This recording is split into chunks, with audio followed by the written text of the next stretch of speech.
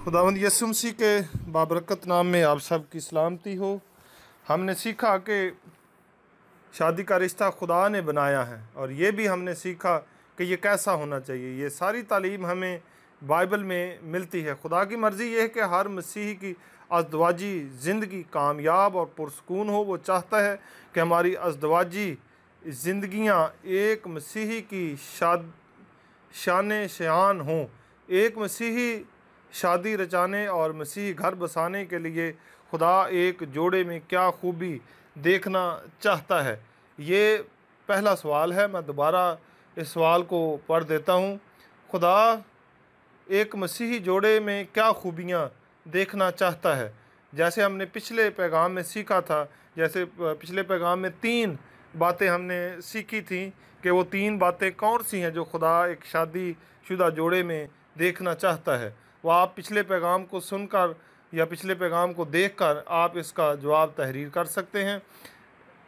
कल हमने ये भी देखा था कि एक शादी को मुकम्मल करने के लिए 3 बातों की ज़रूरत होती है।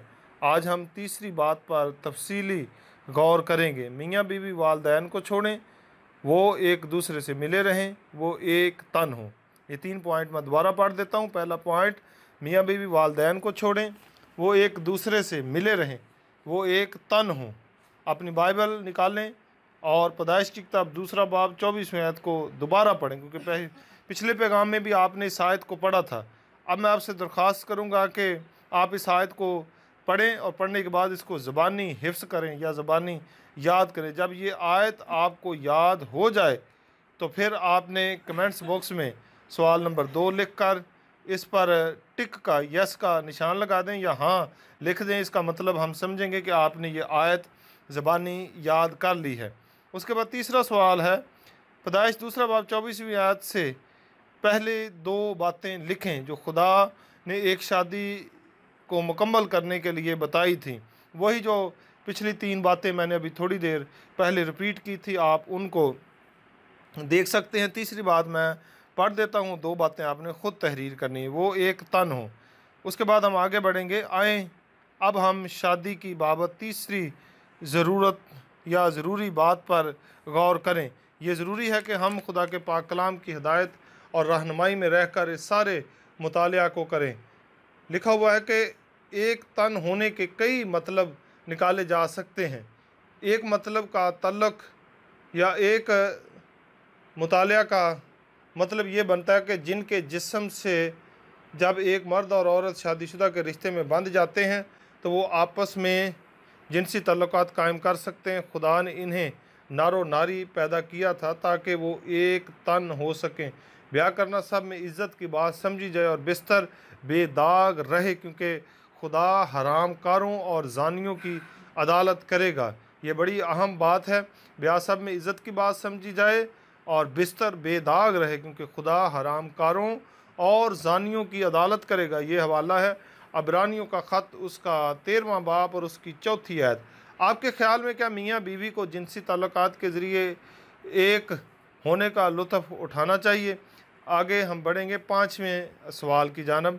खुदा का कलाम कहता है कि ब्याह को इज़्ज़त की बात समझी जाए। हमें ब्याह के बिस्तर को अच्छी निगाह से देखना चाहिए। शादी में जिनसी ताल्लुकात खुदा ने ही पैदा किए हैं। एक मर्द और औरत के दरमियान जिनसी ताल्लुकात इस वक्त गुनाह शुमार किया जाता है जब वो शादी के रिश्ता में बांधे ना गए हों। उसके बाद आपसे सवाल यह है, 5वां सवाल है, क्या मियाँ बीवी में जिनसी ताल्लुकात उनके एक तन होने का एक वसीला है? हाँ या नहीं में आप जवाब दें। 6वां सवाल, एक तन होने के कई मुस्बत मतलब निकाले जा सकते हैं। एक मतलब जिनसी ताल्लुकात में एक होना, उसका मतलब सोच और एहसासात में एक भी होना है। इससे मुराद रोज़मर्रा ज़िंदगी में साथ साथ चलना है।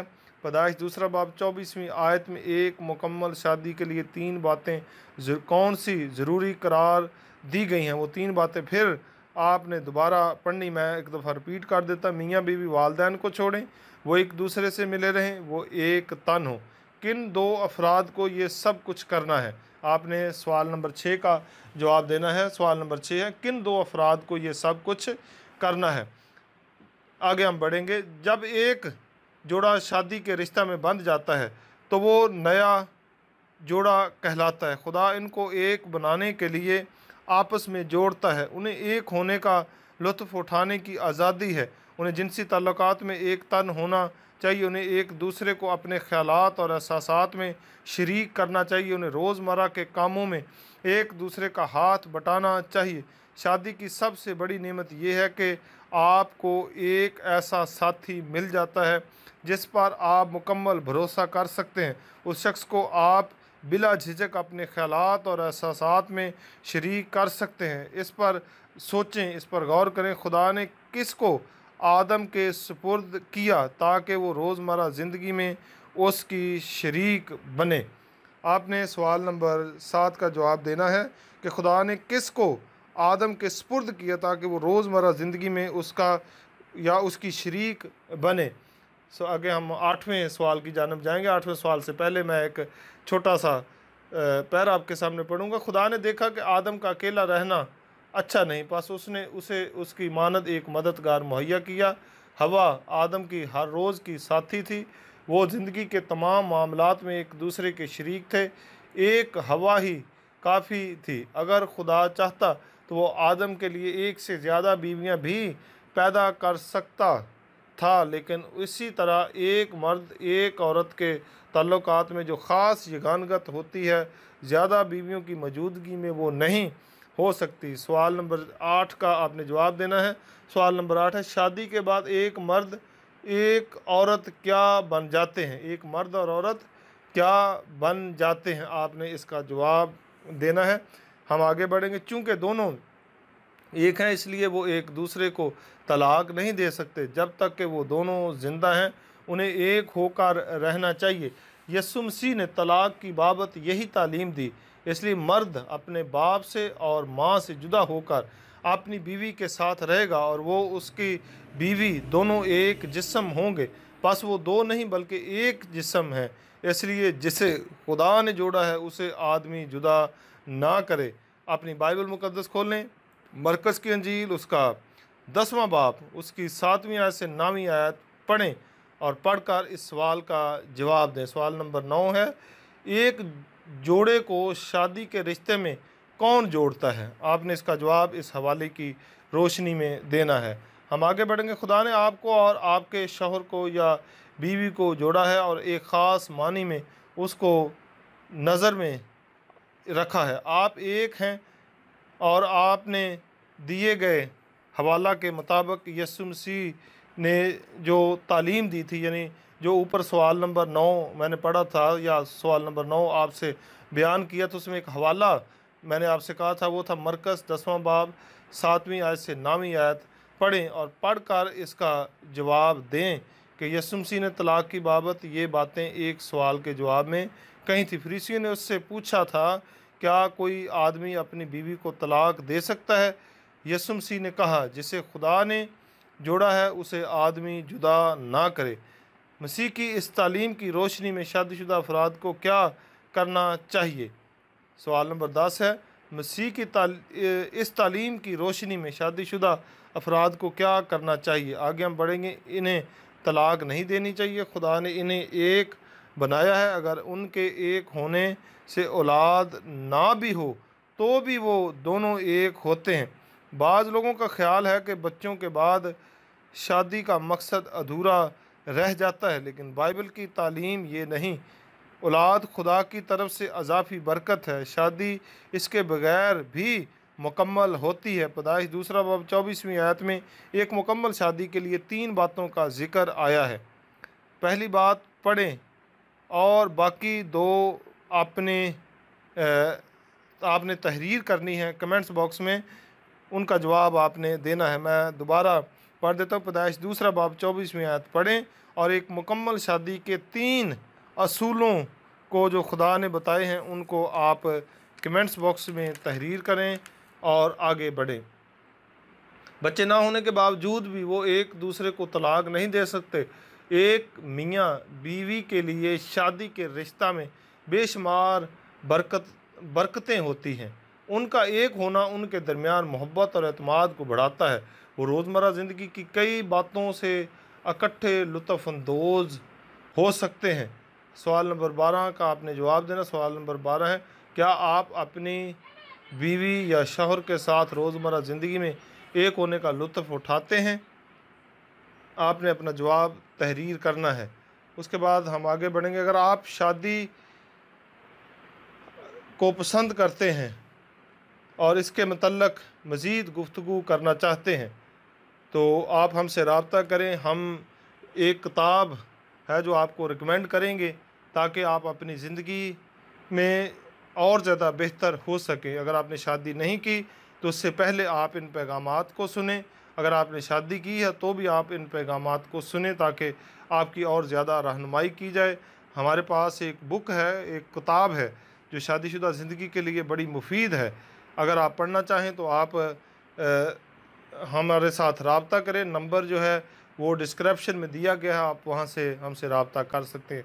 आप और भी कई ऐसी बातों की बाबत सोच सकते हैं जो आपकी यगानगत को मजबूत कर सकती हैं। मैं अब चंद एक चीज़ें आपके सामने रखना चाहता हूँ। आपने हाँ या नहीं में जवाब देना। ये 13वां सवाल है और उसका पहला हिस्सा है, हर रोज़ मियाँ बीवी जो हैं वो कैसे मिलकर रह सकते हैं? हर रोज़ इकट्ठे बाइबल मुक़द्दस पढ़ने से। आप हाँ या नहीं में इसका जवाब दें। नंबर 2, मुख्तलिफ़ मसाइल के लिए मिलकर दुआ करें। नंबर 3, दोस्तों के साथ इकट्ठे चाय पिएं। नंबर 4, मिलजुल कर पार्क की सैर करें। नंबर 5, मिलकर फ़ैसला करना कि बच्चों को किस तरह पढ़ाएं। नंबर 6, कोई हंसी की बात एक दूसरे को बताना। नंबर 7, के बाइबल मुक़द्दस का या दीगर बुक्स का एक दूसरे के साथ शेयर करना, या जो सबक आप किसी से हासिल करते हैं वो एक दूसरे के साथ शेयर करना।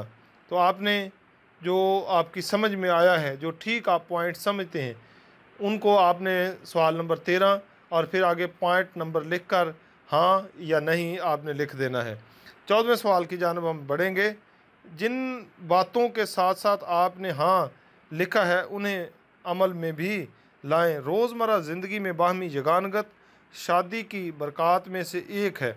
आप इन सवालात पर गौर करें और दूसरों के साथ इन पर गुफ्तगू करने के लिए तैयार रहें।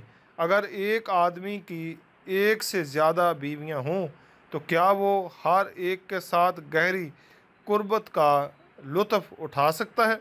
सवाल नंबर 14 का पहला हिस्सा क्या है कि अगर एक आदमी की एक से ज़्यादा शादियां हों तो वो हर एक के साथ कुर्बत का ज़्यादा लुत्फ़ उठा सकता है? हाँ या नहीं में आपने अपना जवाब तहरीर करना है। क्या उसे इनके दरमियान एक दूसरे के हसद कम करने के लिए हर एक से कुछ दूर ही रहना चाहिए? सवाल नंबर 16 की जानब हम बढ़ेंगे। पहले हम सवाल नंबर 14 हमने पढ़ा है, सीखा है, और उसके बाद अब हम सवाल नंबर 15 की जानब बढ़ेंगे कि वो जिनसी यगानगत का लुत्फ़ तो उठा सकते हैं लेकिन रोज़मर्रा ज़िंदगी में ख़यालात और एहसासात की यगानगत से महरूम रहेंगे। कई लोग इस ख़ास यगानगत के लुत्फ़ से महरूम हैं। वो आदम और हवा को हासिल था जो खुदा ने उन्हें बाग़ अदन में मुहैया किया था। पैदाइश 2 बाब 24वीं आयत में एक शादी को मुकम्मल करने के लिए खुदा ने कौन सी 3 बातें बताई थी वो आपने कमेंट्स बॉक्स में लिखनी है। उसके बाद सवाल नंबर 16, पैदाइश 2 बाब उसकी 24वीं आयत ज़बानी सुनाएं। आपने सुनाने की बजाय आपने ज़बानी कमेंट्स बॉक्स में तहरीर कर देनी है। इससे हम जान जाएंगे कि आपने इस आयत को ज़बानी याद कर लिया है। हमारे मुल्क में ये बात आम है कि जब एक बीवी से औलाद ना हो तो दूसरी शादी कर ली जाती है। ये गैर मज़हब के लोगों में अक्सर बात देखने में आती है। अपने ख़यालात का इजहार करें कि क्या ये बात ठीक है या गलत है। सो आज जो हमने खुदा के पाक कलाम में से बातें सीखी हैं, चंद एक बातें उनको मैं दोबारा रिपीट कर देता हूँ। ख़ास बात जो हमने आज इस पैगाम में सीखी है कि एक मुकम्मल शादी के लिए खुदा ने कौन सी 3 बातें हमें बताई थी वो मैं बता देता हूँ। मियाँ बीवी वालिदैन को छोड़े, वो एक दूसरे से मिले रहें, वो एक तन हो। ये ख़ास हमारा मरकज़ था। और आखिरी ख़ास बात जो हमने सीखी कि क्या जब एक बीवी की औलाद नहीं होती तो मर्द को उसे छोड़कर दूसरी शादी कर लेना चाहिए। बाइबल मुक़द्दस इसकी बिल्कुल इजाज़त नहीं देती, क्योंकि शादी का मकसद सिर्फ औलाद नहीं होती बल्कि रफ़ाकत, यगानगत और एक तन होना है। ये सारी चीज़ें औलाद के बग़ैर भी हो सकती हैं। अगर किसी भाई या बहन के औलाद नहीं है तो वो मायूस ना हो, खौफज़दा ना हो, बल्कि खुदा से दुआ करें। खुदा अपने मुकर्रर वक्त पर आपको औलाद भी मुहैया करेगा। खुदा मुझे और आप सबको आज इस कलाम के वसीला से बरकत बख्शे। आमीन।